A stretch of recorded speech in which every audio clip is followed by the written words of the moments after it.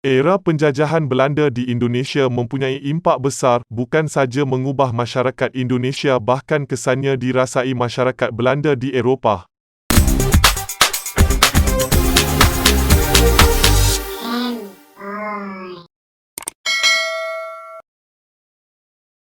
Hasil percampuran dua masyarakat berbeza akibat penghijrahan secara dua hala, ramai waris berketurunan campuran Belanda dan Indonesia dapat ditemui.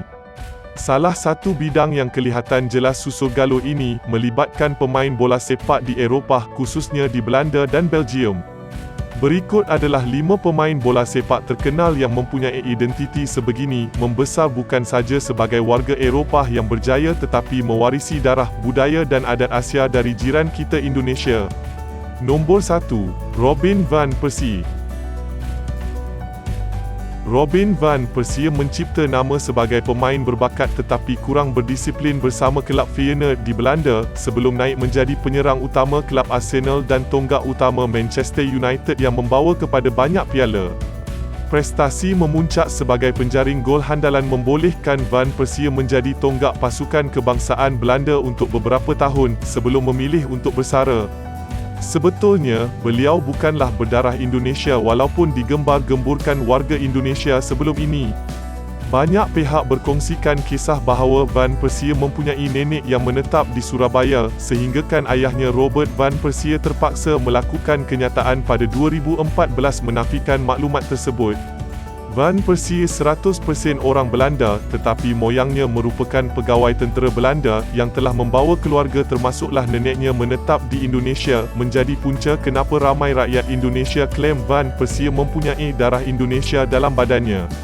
Salah tanggapan ini masih berlangsung sehingga ke hari ini walaupun sudah hampir 1 dekad penafian tentangnya dibuat. Nombor 2, Raja Nainggolan. Memegang kewarganegaraan Belgium, Nainggolan mencipta nama sebagai tonggak utama kelab Inter Milan di Itali serta perancang tengah Belgium untuk tempoh 8 tahun. Masih aktif bermain, Nainggolan merupakan anak kepada ibu dari Belgium dan ayahnya Marianus merupakan warga Indonesia berketurunan Batak dari Sumatera. Status itu membolehkan Nainggolan memilih sama ada mewakili Indonesia atau Belgium sebagai pemain kebangsaan. Walaupun bergelar bintang, Nainggolan tidak dapat lari kontroversi sepanjang kariernya akibat ketagihan merokok. Pada penghujung tahun 2022, dia ditamatkan kontrak bersama kelab Antwerp di Belgium kerana merokok vape di bangku simpanan semasa perlawanan sedang berlangsung. Merokok di bangku simpanan adalah agak melampau, apatah lagi dia sedap merokok ketika pasukannya tewas dalam perlawanan itu. Nombor 3, Giovanni van Bronckhorst. Namun Van Bronckhorst mempunyai reputasi yang baik di mana saja beliau bermain, terkenal sebagai pemain yang rajin, berdedikasi dan serius dalam karya beliau. Mentaliti itu membolehkan Van Bronckhorst menjadi antara pengurus muda berprofil tinggi selepas persaraannya, membawa kepada kerjaya bersama kelab Feyenoord di Belanda di mana dia beroleh banyak kejuaraan serta Glasgow Rangers di Scotland. Uniknya, Van Bronckhorst merupakan generasi ketiga kumpulan pendatang dari Indonesia yang hadir di Belanda.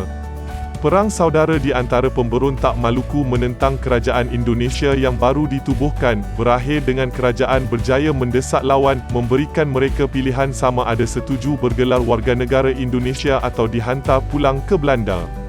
Datuk dan neneknya menjadi antara penumpang 12 kapal yang memuatkan 12,500 orang dari Maluku, berani berhijrah ke negara baru mencuba nasib di sana. Setibanya mereka di sana, komuniti itu ditempatkan di The Hague, Belanda.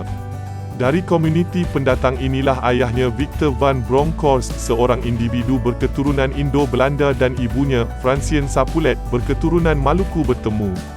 Nombor 4, Johnny Heitinga. Lahir pada tahun 1983, identiti keindonesiaan dalam keluarga John Gijbert Alan Heitinga sangat kuat kerana datuknya Gijbert Johannes Heitinga berasal dari Pulau Belitung, Sumatera atau dikenali sebagai Billiton di kalangan komuniti Belanda di sana.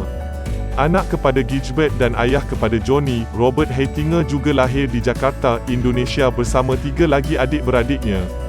Pada tahun 1959, Gijbert membawa keluarganya ke Belanda bagi memulakan hidup baru. Di sana Johnny dilahirkan. Heitinga terkenal sebagai pemain pertahanan tengah kental serta suka berkonfrontasi atas padang. Walaupun terkenal dengan reputasi itu, stigma tersebut tidak menghalang Heitinga daripada mempunyai karya panjang.